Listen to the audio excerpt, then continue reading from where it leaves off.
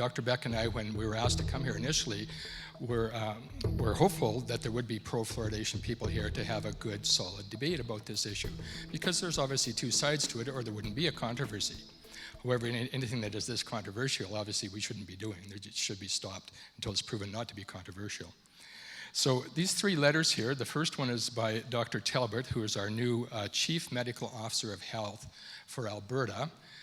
This is essentially blatant interference in the political process using taxpayers' money. That's not allowed. That is not ethical, that's not moral. There's just something wrong with that process. I'm Tony Hall from the University of Lethbridge, and welcome everyone. I just think we need to get a little more clarity on what this letter is and why we keep emphasizing it. It's from James Talbot, Chief Medical Officer of Health of Alberta, and it's addressed to Ms. Rena Wass, and all the candidates got their own copy of this. So the Chief Medical Officer is intervening in our local election to try to affect the outcome of the local election. And that seems to me to be inappropriate intervention in our local politics. Let me, if we can see Dr. Talbot's letter again, I'll just make a few comments on that quickly. So Dr. Talbot says that those of us who question this practice are doing so despite strong evidence that fluoride is safe and effective in maintaining dental health. Now there are 37 such studies done. It shows that the lower IQ is associated with a higher exposure to fluoride.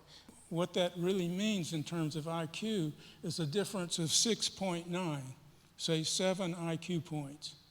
So that the children that were using high fluoride water were on average 7 IQ points lower on the scale than those that were using water with lower fluoride. Now, one of the medical officers of health that Dr. Dickson and I had private conversations with admitted that this new investigation indicated that we need more research. Well, why do we need more research? Because we're uncertain, right?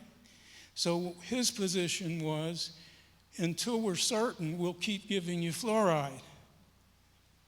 Now that's backwards. What he should do, instead of saying we'll keep giving it to you until someone else somewhere has proven that it's harmful, we should stop it until someone proves incontrovertibly that it's not harmful. And that applies to every argument about possible harms here. The responsible thing is to wait till you're sure it's not going to hurt us, especially when the possible benefit is so small.